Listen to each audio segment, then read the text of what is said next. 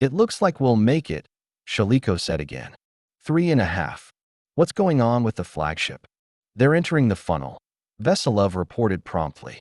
No disturbances in the launch sphere, praised Dionysus. Why? Sonya invoked a drunken ancient Greek god. Not even he could probably explain. 3. Wait a second, Paulista croaked. Where exactly are you headed? I need to get to Fakao. Another cruiser from the nebula, the farthest one, tried to attack the enemy but ran into a non-linear web and quietly disintegrated into quarks and chaotic background radiation. 2 minutes. I need to get to Fakao, the advisor shrieked. In a falsetto, and my steward's still on the flagship. Mr. Advisor, the foreman barked in his direction. We couldn't give less of a damn where you need to go. We're being hunted. Look for yourself, see what kind of forces they've sent after us. Right now, we're the top prize in the galactic lottery. So sit down and stay quiet. Preferably, buckle in, because it's going to get bumpy after the jump. And maybe say thank you we didn't just toss you out the airlock. 1 minute. Paulista howled in despair and collapsed into the indicated seat, though he did buckle up. Half. A minute. Non-linearity near the launch sphere. Veselov croaked. Oh shit. How close? The foreman bared his teeth. Not very. Can we make it, Vajja? I think so, Shaliko answered with little confidence. Then, almost without pause, he exhaled, jump. The Schuster Epsilon tore through the fabric of space-time and fell into nothingness, only to emerge a moment later in the finished sphere, light years from where they started. Second jump. Now, Plusnik commanded. Shaliko, cracking his fingernails, ripped the AstroNAV disk from the drive and shoved in a new one from his coverall's inner pocket. The drive swallowed the silver disk silently and started reading it eagerly. 6 minutes, Shaliko announced. I don't think they'll track us that fast. They jumped 3 more times, erratically, like a flea on a fever dream. One finish point threw them straight into the arms of a squad of fighter ships. Luckily, those small vessels only had beam weapons, no Tasionics, no shield breakers, no probabilistic disruptors. The raider was hit on the first volley, but not severely. Scout ships were built to take punishment. Still, the Schuster temporarily lost its ability to leap past the barrier. Like a stray meteorite, the scout shot past the fighters, hunter and prey now racing away in opposite directions. But the fighters quickly and skillfully started to turn, clearly planning to get right on their tail. Where are we? Plusnik asked grimly. He hadn't known the course calculated by his assistant. Prong 30. Planet.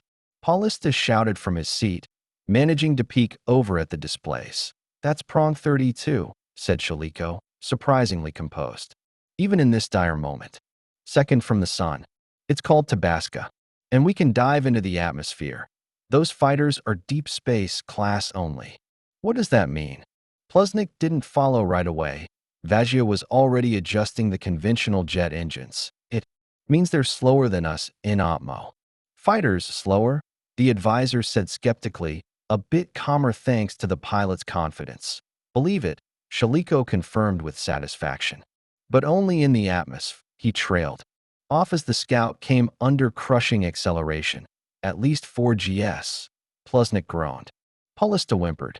Veselov stayed stoic. Will we make it? Into the atmosphere.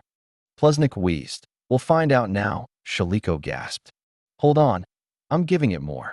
The pressure intensified again. The fighters, struggling to maneuver, fell behind fast. And the Schuster built up tremendous speed, arcing smoothly toward the life-saving world of Prong 32, pushing its twin engines to the brink. Oh, mama, muttered Plusnik, partly from the strain, partly in response to the instruments, which had started reporting altered space just off their course. Not weapons, thankfully. Someone was preparing to emerge from the barrier. That someone turned out to be a massive disk, the form of a planetary assault cruiser. The scout got lucky again.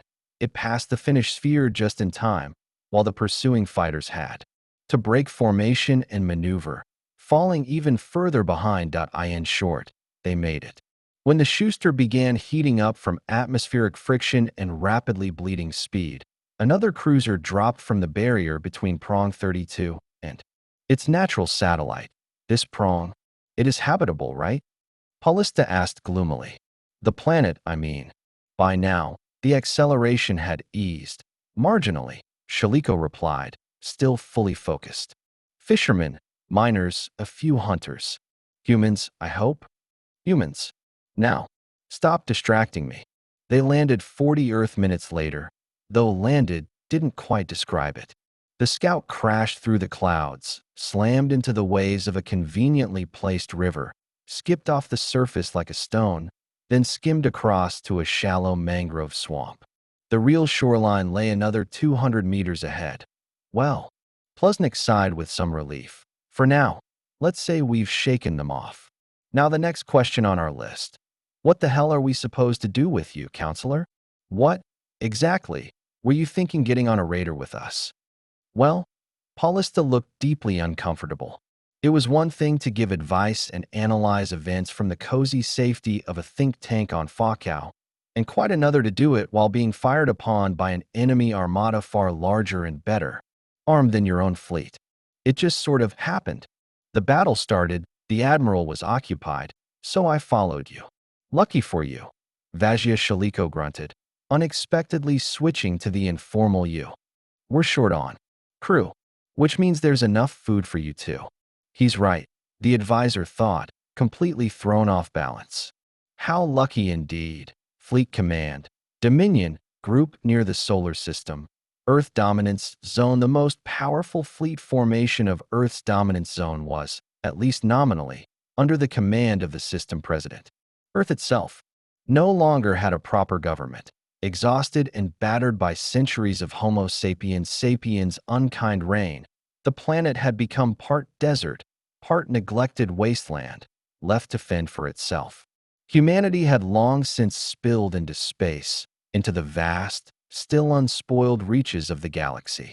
With more than half of it now open to mankind, there was room to spare. Venus, terraformed many years ago, now orbited farther from the sun.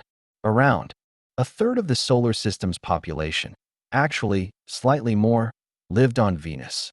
Another third resided on numerous orbital stations and settlements around Earth and Venus, like Heliotrope, the patriarch of Earth's astronautics. The rest were scattered more or less evenly across the system, from Mercury to Pluto, from the drifting base Crown to the research megacomplex Ecliptica. Humanity's cradle now held 3 planetary cruisers, once seized from Allied forces. Nearly 400 various medium-class ships, corvettes, half-corvettes, leaders, raiders, tenders, dreadnoughts and semi-dreadnoughts, gunships, fire ships, clippers and fast clippers, monitors, cruisers, hives, destroyers, battleships, minesweepers, mine layers, and even a couple of still operational guardships and brigs. There was also a swarm of small and ultra-small vessels, from lone fighters to 8-man assault cutters, unsuited for long-range autonomous raids, but formidable in numbers when supported by a hive ship. More than any other race, humans loved and relied on small ships, likely due to their ingrained individualism and the near-universal desire of every Earthborn to command someone, while minimizing those who could command them. When the last large-scale clashes of the Long War had finally died down, and the only real threats to the military became pirates and smugglers, 5 battle-worn fleets converged on the solar system. They agreed not to carve the spoils into fiefdoms, but to form a unified group instead. Curiously, no single command structure ever emerged. Each admiral chose to rule his own domain without interference, while global decisions were made collectively. Luckily, no such strategic decision had been necessary for many local eras. But everything happens for the first time eventually. By now, 4 of the fleets were led by entirely new commanders. Only the Africa fleet remained under the command of Chialant, a wiry, unbending admiral who'd first taken command as a 32-year-old battle colonel. Half his organs had long been replaced with synthetic substitutes. Age was still age, but he was expected to serve another 30 or 40 years. His immense experience, razor-sharp mind, and long-standing ties to the highest corridors of power made him the de facto head of the Admiral's Council. Cheel didn't need to issue orders. He merely expressed an opinion, and disagreeing with it was the height of foolishness. The Africa, America, and Antarctica fleets were mostly stationed closer to the Sun, no farther than Mars and the asteroid belt. Australia oversaw the periphery, from Jupiter to the system's outer edge. Eurasia, the largest and best equipped, lingered far beyond the system and even the ecliptic plane, often spending long periods near nearby stars. The Centauri triplet, Barnard Star, Wolf 369, Lalande 21185, and both Sirius systems.it was the Deep Space Observation Post near Ross 128 that first spotted the unexpected visitor. A finishing sphere flared into space in overdrive mode. The ship was clearly in a hurry. Judging by its size, it was no bigger than a standard half-corvette or a scout raider, whether military or civilian. The post relayed the process data at once to the Patrol Recon Monitor Raksha. "Well, I'll be," muttered the watch officer, Dariush Mariamuka, eyeing the accelerating disturbance. "That one's flying hot." The second watch officer, Unta Rajabov, said nothing. He stared at the screens with a disapproving frown. Unta Rajabov hated when a peaceful shift was interrupted. "High Command, this is Colonel. We've got company." Mariamuka radioed in. Captain Belkovich responded quickly. The crew aboard Raksha had just finished lunch, and no one had yet dispersed from the wardroom. "What have you got, Colonel?" the captain asked casually. "Dull duty near the sleepy ancient red star Ross 128, still nameless despite being less than 11 light-years from the Sun, rarely held surprises. Finishing sphere at 143 megameters. Solo. So far, yes. Size. Half-corvette or raider class. Damn, the captain cursed. Anything scheduled in the network? Nothing. Not even a transit. The captain thought for about 3 seconds. "Go to heightened alert, Colonel," he finally decided. "Aye, Cap." Maramatsu engaged elevated surveillance mode. The off-duty gunners, the sensor chief, and the watch stand-in after Maramatsu all grumbled in unison, but nonetheless took their assigned positions according to the combat schedule. Meanwhile, the guest had successfully finished their approach. No more arrival spheres were detected. Maramatsu glanced at the tracking system summary, gave a soft whistle, and reported again to the captain. "High Point, this is Colonel. The guest has arrived." "And who is it?" asked the captain. "Hey, pirate? A smuggler? You'll never guess. It's an Azani parliamentarian pod." Holy hell. Belkovich nearly leapt from his chair and instantly initiated a direct relay to the duty officer aboard the Eurasia flagship. "Constanta, this is High Point." The flagship responded almost immediately. A section of a much more sophisticated control panel appeared in the vid column. Seated behind it was a major, his chest bearing 2 service bars, combat veteran. "This is Constanta. What's your status and location?" "Ross 128. We've got a single Azani parliamentarian pod." "Va," came the surprised reply. "From Constanta. But we haven't received any official diplomatic pings since the start of this patrol cycle." "Exactly. There haven't been any." "Stand by." Captain Belkovich braced for a wait, but it didn't last long. Internal comms buzzed from the main control room. "Captain, we have a message from the envoy." "Is it open?" "Affirmative." "Play it." The display shimmered and stabilized. On screen appeared a disheveled Azani perched on a seat bizarre by human standards. A translator plate hung on the chest of the intelligent avian being. Captain Belkovich knew all too well that the elder Galax species still weren't particularly fond of humans, and that they only bothered with precise translation into Terran languages when something extremely urgent was at stake. The Azani speech was rendered in Anglic, the third most common human tongue after Antera and Rusi. "This is a representative of the Azani Tsitaris pyramid. I seek official protection." and sanctuary from the armed forces of the solar system. I bring urgent and critical information for the leadership of the Earth dominance. Azani Tsitaris, proceed to close approach. The Rakshas captain replied immediately. He decided to compress time.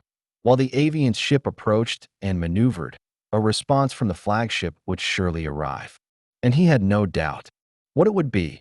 Envoys were never denied reception. That was one of the oldest laws of the galaxy. High Point. What's the situation? The flagship came back online. An official statement from the Azani Tsitaris envoy. Transmitting now. The message leapt across 11 light-years to the Eurasia's flagship. Chances were, Admiral Tim Hemmersbrand himself would listen to it, not just the duty officer. Belkovich froze, awaiting the command staff's verdict. He didn't have to wait long, and his intuition was dead on. Raksha. The voice was unmistakably the Admiral's. Whatever news the envoy brought, it was clearly both urgent and serious. Hemmersbrand didn't even bother with call signs. Just addressed the ship directly. Captain Belkovich, monitor Rakshas, sir. Anglic remained the formal operational language of the solar system's military. Escort the Azani Tsitaris representative to the flagship. Leave a watch officer aboard the envoy vessel. Cease surveillance and hand off your patrol sectors. Near Ross 128 to the station keeper. Carry out the order. Aye, sir. Priority 0, the Admiral added grimly, frowning as his eyes bored directly into Belkovich's. If attacked, self-destruct. A cold chill ran through the captain of the Raksha. That level of command priority was never issued during peacetime. Suppressing a treacherous chill, Belkovich drew in a lungful of tasteless, conditioned onboard air. Maramutsa, Radzabov, relinquish your watch to the deputies. The internal orders spilled out automatically. Navigation, ensured docking, airlock protocol, and biosphere compatibility with the guests. Parley team to be received aboard and accommodated. Reserve duty officer. Here, Unteromashi, sir. 4 assault troopers in autonomous combat gear to the airlocks. Maramutsa, Radzabov, suit up the same. Logistics. Listening. Came the calm voice of the rear echelon deputy.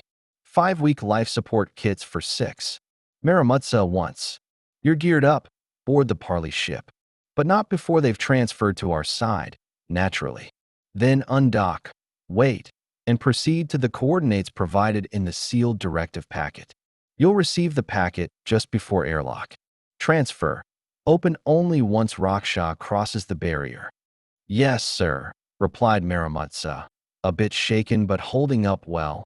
Offering a sharp salute, a purposeful and methodical commotion descended upon the recon monitor. Priority 0, the magic words. No one in the crew had ever heard them used. In real conditions, few believed they ever would, though, like all military personnel, they were subconsciously prepared to hear them at any moment. And while chaos was never in short supply aboard the fleet, the task got done. Quickly and competently enough, .7 Azani were received aboard the monitor and led to hastily repurposed mess compartments. Captain Belkovich personally greeted them in the twin deck, accompanied by an honor guard of Marines in dress uniform and underarms. Maramutsa, Radzabov, and the armored troopers crossed over to the Azani craft. The craft disengaged and moved to a safe distance. Raksha dampened her drift as fast as possible, calculated a jump to home fleet coordinates, and vanished into deep space. Dariush Maramutsa's team of 6 was left alone with the void. Only the tiny station beholder, 452, still housed 4 human observers, midway through their standard 6-month rotation. As for Maramutsa's group, none of the 6 yet knew what fate awaited them. In the flagship Eurasia stores, they even found real perch chairs. Only 4, unfortunately, and there were 7 parliamentarians. It quickly became clear, however, that 4 of the Azani were elite bodyguards. The actual negotiators numbered just 3. These 3 took the guest seats. The bodyguards remained one step behind the perch chairs, standing, short and barely waist-high compared to the humans. The Galax held themselves with dignity and solemnity, but in their eyes was such grief and despair that Admiral Hemmersbrand, no stranger to interspecies diplomacy, understood immediately something terrible had happened. The leader of the Izani, apparently the apex of the Sitaris pyramid, had the right to request a direct audience with the president of the solar system. Hemmersbrand, in turn, had the right to contact both the president and the presidential council. He also notified all fleet admirals across the system to eye in the council chamber. The Eurasia command staff and the Izani had taken their seats in a wide semicircle. One by one, hollow columns flared to life before them, showing the summoned officials, fleet admirals, counselors, and the head of the Venusian autonomy. They waited for the president to connect. The moment the chief political figure of Earth's dominion joined the call, two of the Izani negotiators abruptly fluttered up from their perch chairs and swapped places. The one whom Hemmersbrand had assumed to be the third most important among the Galax moved into the leader's seat. I welcome the esteemed peak of the Izani pyramids, on Entires, to the dominion of Earth, the president greeted, and the Eurasia's commander immediately realized he had underestimated their guest's rank. The visitor was none other than the supreme ruler of the Izani, whose title roughly translated as soaring above the pyramids. Among their kind, a pyramid was the highest social unit, and their entire species comprised over 300 such formations. The peak of the pyramids chirped a reply, unusually brief and restrained, and then added that time was pressing, and the purpose of their sudden arrival must be stated without delay. Having received permission, he began, "Esteemed neighbors, since your species joined the Union as a mature and independent race, there has not been a single serious conflict between us. That is precisely why we turn to you. What has happened seemed impossible. The homeworld of the Izani has been attacked by former satellite allies, the Shatsur race. The Izani fleet has been destroyed. Our planet is occupied. Most of the homeworld's pyramid peaks are captured. Our people have been decapitated." The listeners froze, stunned. But Peak Onin continued his dreadful, inconceivable tale. At the same time, 19 other major Izani settlements across the galaxy were attacked. 17 of them are in no better shape than the homeworld. 2 colonies continue to fight, under brutal blockade conditions. Peak Sitaris and Counselor Sitaris escaped at the cost of incredible effort and some luck. The enemy anticipated our flight. Alas, we cannot call it an evacuation. It was only natural to assume we would flee to our closest allies, the Kuft. We sent 3 decoy ships to 3 major Kuft settlements. 1 false ship each was also sent to the Swige Gallery, to the Iesh, the Bulinks, and the radio. Meanwhile, we came to you, trusting in fortune.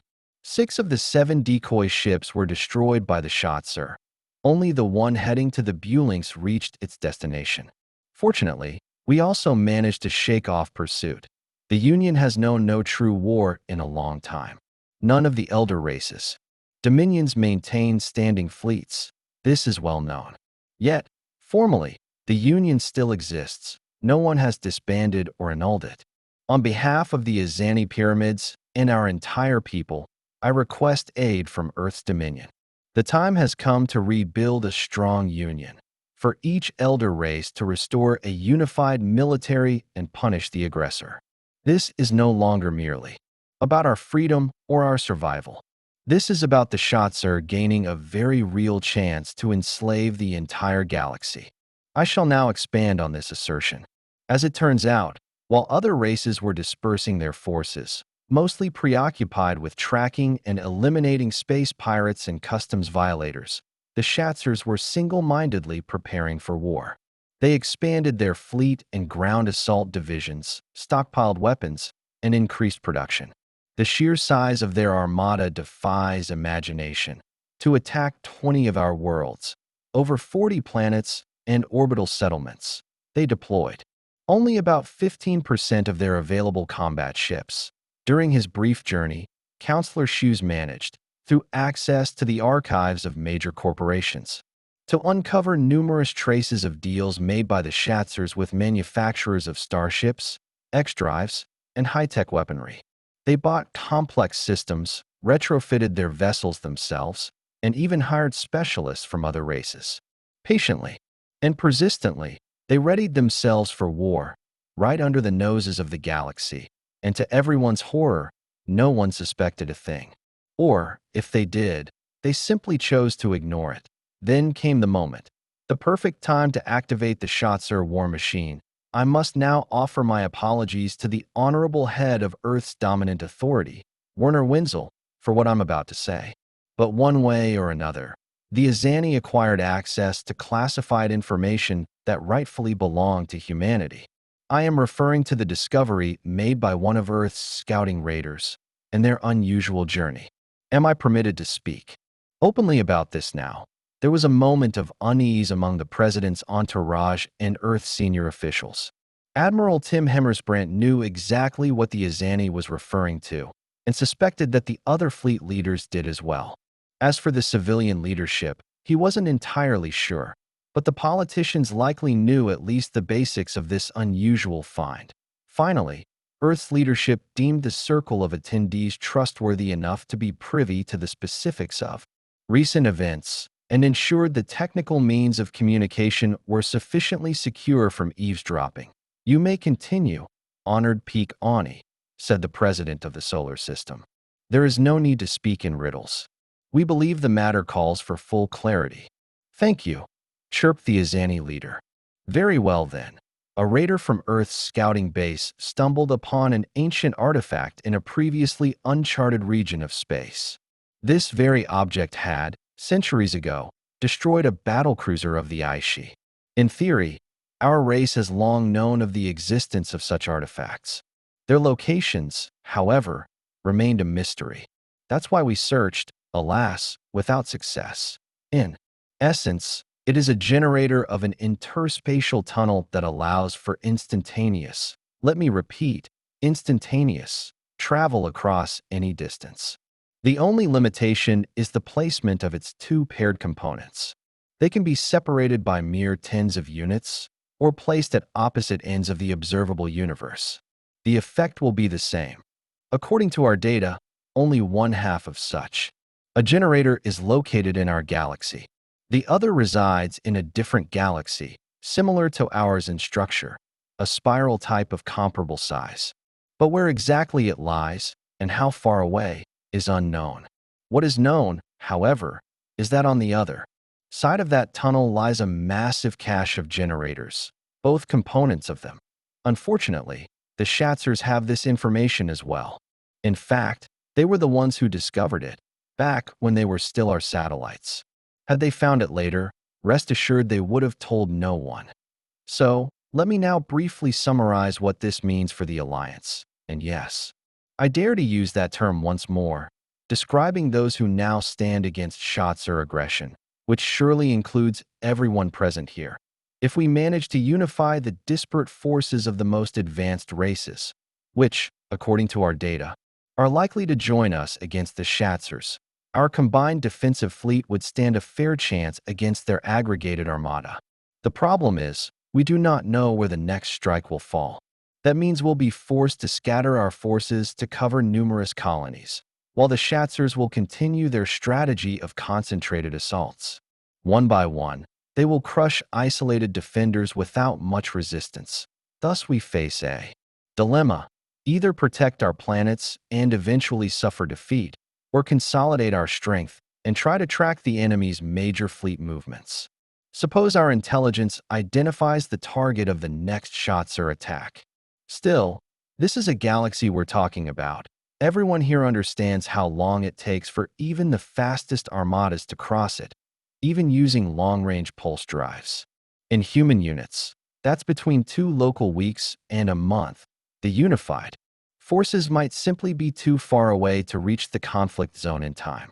And we can all imagine the state of an attacked world after 2 weeks or a month under Schatzer occupation. Mobility. Unprecedented mobility. That is the only way to effectively defend all friendly worlds. If the Alliance can locate tunnel generators, strategically deploy them across the galaxy, and protect them properly, and we believe we have both the strength and the time to do it, we can eliminate our greatest weakness. No matter where the Shatzers strike, we will detect them and instantly dispatch our fleet to the necessary location. The Shatzers understand this perfectly well. The war they've started is, in essence, a race to secure the generators. First, that's why they struck so suddenly, buying time to seize the upper hand in this race for mobility. And that is why we cannot afford to delay. A new war has come to the galaxy, a war for mobility, and we must win it. Otherwise, most of our races will be annihilated. The rest, enslaved by the Shatzers and their allies. The one known as soaring above pyramids fell silent. His speech was stirring, no doubt worthy of applause in another context. But this was not the time. The Azani clearly awaited questions. Earth's representatives were expected to respond. I believe the Shatzers will have only one ally, said General Kaya Ant, commander of the Africa sector. The old fox's voice was grim. The shapeshifters, the ants. Am I right? Highly likely, yes, confirmed the Azani's peak of pyramids. Though a few younger races are unpredictable. Honored peak. President Werner Wenzel now spoke. We are all shaken by the aggression of your former vassals, and we grieve for the fallen.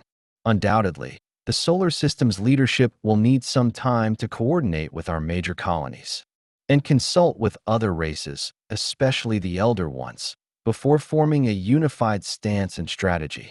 But I will say this, more than hope, I feel certainty that any Azani can count on any human as a true ally and partner. I agree, it is time to rebuild the alliance. I believe Earth's dominant authority will concur. Societies, in their development, tend to go through cycles of fragmentation and unity.